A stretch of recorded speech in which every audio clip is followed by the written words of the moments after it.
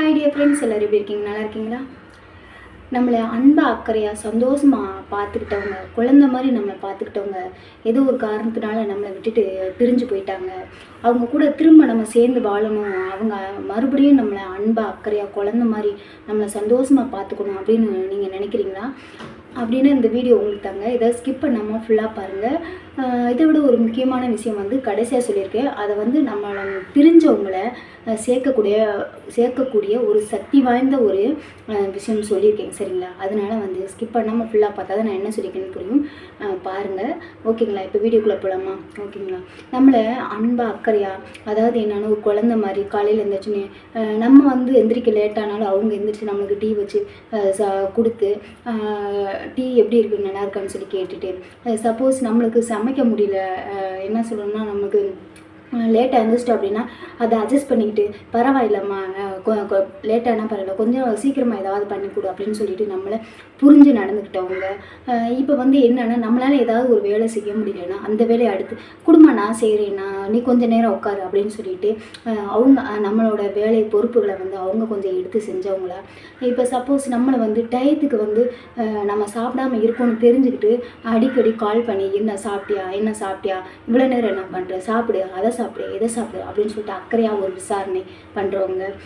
அடுத்து என்னென்னா இப்போ இப்போ ஒரு ட்ரெஸ் எடுத்தால் உனக்கு இந்த ட்ரெஸ் போட்டால் சூப்பராக இருக்கும், நீ இந்த ட்ரெஸ்ஸில் சூப்பராக இருக்க, உண்மையிலே இந்த ட்ரெஸ் அழகாக இருக்குது, இதை நீ போட்டுக்க அப்படின்னு சொல்லிட்டு அந்த மாதிரி வாங்கி கொடுக்குறது, நம்ம போட்டுக்க ட்ரெஸ்ஸை நம்மளை சந்தோஷப்படுத்தணுங்கிறதுக்காக பேசுகிறது, நம்மளோட மனசுக்கு என்ன பிடிக்குமோ அந்த விஷயங்களை அவங்க பண்ணுறது, நம்மளுக்கு ஒரு உடம்பு முடியலன்னா ஒரு தாய் மாதிரி இருந்து நம்மளை என்ன தொட்டு தூக்கி உட்கார வச்சு சாப்பாடு ஊட்டி, என்ன சொல்கிறதுன்னா சின்ன குழந்தைக்கு என்னென்ன பண்ணுவாங்களோ அந்த எல்லாமே பண்ணி விட்டு, நம்மளுக்கு முடியாதப்போ தலையை சவாரி விட்டு, நம்ம ஹாஸ்பிட்டலில் போய் இருக்கிறோம் அப்படின்னா நம்ம பக்கத்துலேயே இருந்து கூட பார்த்துக்கிறவங்க, வீட்டிலே இருந்தாலும் நம்மளுக்கு வேணுங்கிறத பார்த்து நம்மளுக்கு செஞ்சு அனுசரணையாக சந்தோஷமாக நம்மளை பார்த்துக்கிட்டவங்க.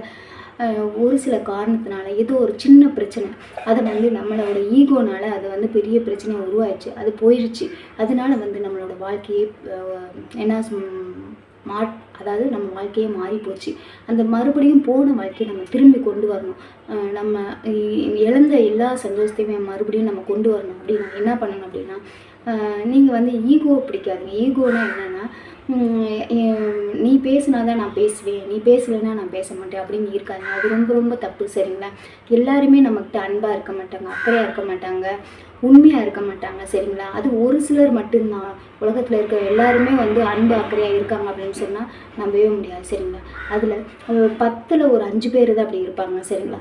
அப்படிப்பட்டவங்க உங்களுக்கு கிடைச்சிருந்து நீங்கள் ஏதோ ஒரு சூழ்நிலையில் அவங்க பிரிஞ்சிட்டீங்க, விட்டுட்டீங்க அப்படின்னா தயவுசெய்து அதை அப்படியே மறந்துட்டு நீங்கள் அவங்கள தேடி நீங்கள் போங்க. அதாவது தேடி போங்கன்னா என்ன சொல்கிறேன்னா, வழினா போய் வாங்கன்னு பேசாதீங்க. நீங்கள் அவங்கக்கிட்ட ஈகோ இல்லாமல் பேசுங்க. வெளியில் இருக்காங்கன்னா நீங்கள் இப்போ அவங்க பேசாமல் இருக்காங்க அப்படிங்கிறதுக்காக நீங்கள் பேசாமல் இருக்காதீங்க. நீங்கள் பேசுங்க, 1க்கு 2 தடவை ஃபோன் பண்ணுங்கள், பார்த்தீங்கன்னா பேசுங்க.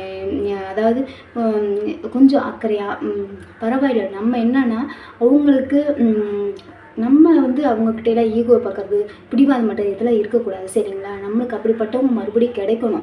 இப்போ நம்ம ஈகோ பார்த்துட்டு நம்ம பேச மாட்டேன், நீ பேசலைன்னா நான் பேச மாட்டேன்னு பேசாமல் நம்ம ஒதுங்கி போனோம்னா நம்ம மேலே இருக்கிற அந்த அக்கறை, அன்பு, பாசம் எல்லாமே கொஞ்சம் கொஞ்சமாக என்னென்னா குறைய ஆரம்பிச்சிடும்.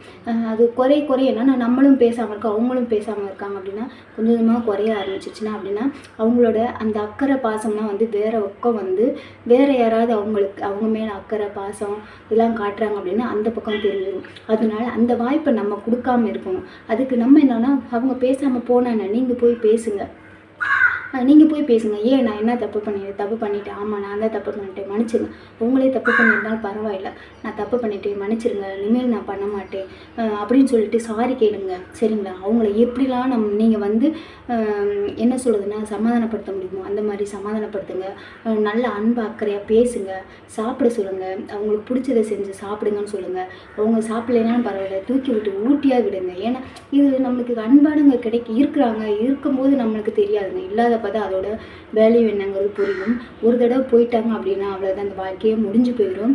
இது வந்து ஒரு சிலர் வந்து என்ன சொல்கிறாங்க அப்படின்னா, என்னை அப்படி பண்ணாங்க இப்படி பண்ணாங்க. எல்லாத்தையுமே நான் தப்பு சொல்லலை, எல்லாத்தையுமே நல்லவங்கன்னு சொல்லலை சரிங்களா. உங்களுக்கு கிடைச்சவங்க நீங்கள் கூட வாழ்ந்துருப்பீங்க, அவங்க எப்படிப்பட்டவங்கன்னு புரிஞ்சிருக்கும். அதாவது உங்கள் மேலே அன்பா அக்கறையாக பாசமாக இருக்காங்க அப்படின்னா அவங்களால போய் உங்களை பிரிஞ்சு இருக்கவே முடியாது, உங்களை நினைக்காம இருக்க முடியாது. கோவத்தில் போனால் நீ எனக்கு வேணாம் போ அப்படின்ட்டு போயிடுவாங்க. ஆனால் வந்து பொறுத்து பார்த்துட்டு அவங்களே கால் பண்ணுவாங்க, அவங்களே பேசணும்னு ஆசைப்படுவாங்க. அந்த நேரத்தில் நீங்கள் ஒதுங்கி போகாதீங்க. அவங்களே பேசுகிறாங்க அப்படின்னா நீங்கள் பேசுங்க. அவங்க பேசலை பிடிவாதமாக இருக்காங்கன்னா நீங்கள் போய் பேசுங்க. நீங்கள் கால் பண்ணுங்கள், நீங்கள் அவங்க கூட போய் பேசுங்க, மனசு விட்டு பேசுங்க, அவங்கள பேச வைங்க. அவங்க தப்பை அதை அவங்க தப்பு பண்ணியிருந்தா அதை வந்து அதாவது அவங்க சூழ்நிலையை பொறுத்து அவங்களுக்கு புரிய வைங்க சரிங்களா. கோவத்தோடு சொன்னால் எதுவுமே ஏற்றுக்க மாட்டாங்க. கோபம் இல்லாதப்ப அவங்களுக்கு புரிய வைங்க. நீங்கள் தப்பு பண்ணியிருந்தா சாரி கேளுங்க. இப்படி நம்ம சாரி கேட்கறனால குறைஞ்சி போயிட மாட்டோம். நம்ம அடுத்தவங்ககிட்ட போய் கேட்க போகிறதில்ல. நம்ம குடும்பத்தில் நமக்குள்ளே சாரி கேட்டுக்கிறோம். சாரி கேட்டால் அவங்களும் மனசு இலகி நம்மகிட்ட வந்துட்டாங்க அப்படின்னா நம்மளோட வாழ்க்கை, இழந்த வாழ்க்கை திரும்ப கிடச்சிரும். அதாவது உண்மையான அன்பு இருக்கவங்க எப்பயுமே விலகி போனாலுமே அவங்களால அங்கே நிம்மதியாக இருக்க முடியாது. நம்ம எவ்வளோ கஷ்டப்படுறோமோ அந்த பிரிவுனால எவ்வளோ நம்மளால் நிம்மதி தூங்க முடியாது, சாப்பிட முடியாது, மற்றவங்க கூட போய் ஜாலியாக பேச முடியாது, ஃப்ரீயாகவே இருக்க முடியாது. ஏதோ ஒன்று நினச்சிக்கிட்டே இருப்போம், கஷ்டமாகவே இருக்கும், மனசு வேதனையாகவே இருக்கும். நம்ம எந்த ஒரு வேலையுமே ஃப்ரீயாக செய்ய முடியாது. அப்படி அதே மாதிரி தான் அவங்களும் இருப்பாங்க. அவங்களால நிம்மதியாக ஃப்ரீயாக இருக்க முடியாது, நிம்மதியாக எந்த வேலையும் செய்ய முடியாது, சாப்பிட முடியாது, தூங்க முடியாது. அந்த மாதிரி தான் அவங்களும் இருப்பாங்க. இப்போ நம்ம அந்த சூழ்நிலையை நம்மளும் போய் அவங்கக்கிட்ட பேச ஆரம்பித்தோம்னா அவங்க எல்லாத்தையும் மறந்து நம்மளை தேடி வந்துடுவாங்க. அப்படி வரும்போது என்னன்னா, ஒரு நாள் 2 நாள் கோவத்தில் இருக்காங்க அப்படின்னா அதை வந்து நம்ம வந்து அதை சமாதானப்படுத்தி கூட்டிகிட்டு வர வச்சுக்கணும் சரிங்களா. கூட்டிகிட்டு வந்துடணும். நீங்கள் அப்படியே விலகிட்டு விட்டுட்டீங்க அப்படின்னா உங்கள் வாழ்க்கை அப்படியே லைஃப் லாங் போயிடும். அடுத்து வந்து கொண்டு வரவே திரும்ப வந்து இணைக்கவே முடியாது. அந்த வாழ்க்கை போயிடுச்சு அப்படின்னா அவ்வளோதாங்க. அங்கிட்டு யாராவது அவங்களுக்கு ஒரு ஆறுதலாக அன்பாக அக்கறையாக கிடைச்சிட்டாங்க, பேசுகிறாங்க அப்படின்னா அவங்க அந்த வாழ்க்கையை தேடி போயிடுவாங்க. தயவுசெய்து இந்த தப்பை பண்ணிடாதீங்க, பிடிவாதம் முடிக்காதீங்க. நான் வந்து ஆண்கள் பெண்கள் 2 பேருக்குமே தான் சொல்கிறேன். உங்களை அன்பாக அக்கறையாக சந்தோஷமாக பார்த்துக்கிட்டவங்கள எப்பயுமே மிஸ் பண்ணிடாதீங்க, இழந்துடாதீங்க. நீங்கள் போயிட்டு பரவாயில்ல, நம்ம வீட்டில் இருக்கவங்கள்ட்ட வந்து விட்டு கொடுத்து போகிறனால எந்த ஒரு தப்புமே இல்லை. விட்டு கொடுத்து போங்க. நீங்கள் ஈகோ பிடிக்காமல் பிடிவாதம் பண்ணாமல் போய் பேசுங்க. பேசி புரிய வச்சு அவங்கள அன்பாக புரிய வைங்க. கோவப்படாதீங்க. அவங்க கோவப்பட்டாலும் பரவாயில்ல, திட்டுனாலும் பரவாயில்ல, அடித்தாலும் பரவாயில்ல, வாங்கிக்கோங்க. அப்புறம் அவங்களே அதான் மனசு மாதிரி வந்துட்டாங்க அப்படின்னா அவங்க செஞ்சதுனா தப்புங்கிறத அவங்க புரிஞ்சுக்குவாங்க சரிங்களா. இந்த விஷயங்கள் இதெல்லாம் பண்ணிவிட்டு அவங்க இப்படிலாம் நீங்கள் விட்டு அவங்களால வர முடியல, அவங்க நம்ம ரொம்ப பேசுகிறாங்க, நம்மகிட்ட வரவே மாட்டேங்கிறாங்க அப்படின்னா ஒரு விஷயம் நான் சொல்கிறேன் கேளுங்க. குடும்பத்தில் பிரச்சனைகள் வந்துக்கிட்டே இருக்குது, நிம்மதியே இல்லை, சந்தோஷமே இல்லை, எப்போ பார்த்தாலும் ஏதாவது ஒரு பிரச்சனை வந்துக்கிட்டே இருக்குது அப்படின்னா இந்த ஒரு ட்ரிக்கு சொல்கிறேன்னு சொல்லியிருந்தேன்ல, அது என்னன்னா காலையில் 5 மணிக்கு எந்திரிச்சிருங்க. எந்திரிச்சு வந்து என்ன அப்படின்னா நீங்கள் வந்து ஒரு தீபம் இருக்குல்ல, மண் சட்டி, விளக்கு சட்டி இருக்குல்ல, அதில் வந்து டெய்லியுமே 5 மணிக்கு எழுந்திரிச்சு நீங்கள் விளக்கு போட ஆரம்பிச்சுங்க. விளக்கு போட்டு நீங்கள் என்ன நினைக்கிறீங்களோ உங்கள் பிரச்சனைகள்லாம் சொல்லி அதெல்லாம் இல்லாமல் குடும்பம் சந்தோஷமாக நிம்மதியாக ஒருத்தர் புரிஞ்சு விட்டு கொடுத்து சந்தோஷமாக இருக்கணும்னு சொல்லிட்டு உங்களுக்கு என்ன தேவையோ அதை வேண்டுங்க. அதை தொடர்ந்து நீங்கள் பண்ணிக்கிட்டே இருந்தீங்கன்னா கண்டிப்பாக நீங்கள் நினச்ச விஷயம் நடக்கும். இது என்னோடய லைஃப்பில் நடந்தனால நான் சொல்கிறேன். அதனால் வந்து இது அசால்ட்டாயினா காலையில் 5 மணிக்கெலாம் எழுந்திரிச்சு அது நான் குளிக்க சொல்லலை, என்ன சொல்லணும் சுத்தமாக பண்ணணும் அப்படிங்கிற விளக்கு தீபம் போகிறத வந்து நம்ம எந்திரிச்சு எப்போ அந்த கரெக்டாக 5 மணிக்குள்ளே எந்திரிச்சு நம்ம விளக்கு போட்டு நம்மளுக்கு தேவையான விஷயங்களை நம்ம வேண்டிக்கிட்டோம்னா கண்டிப்பாக வந்து அது நடக்குங்க. குடும்பத்தில் உள்ள பிரச்சனைகள் எல்லாமே சரியாகும். உங்களுக்கு பிடிச்ச சாமி கோயிலுக்கு போயிட்டு சாமி கும்பிட்டுட்டு வாங்க. கண்டிப்பாக உங்கள் வாழ்க்கை நல்லா சீரும் சிறப்புமாக சந்தோஷமாக இருக்கும்.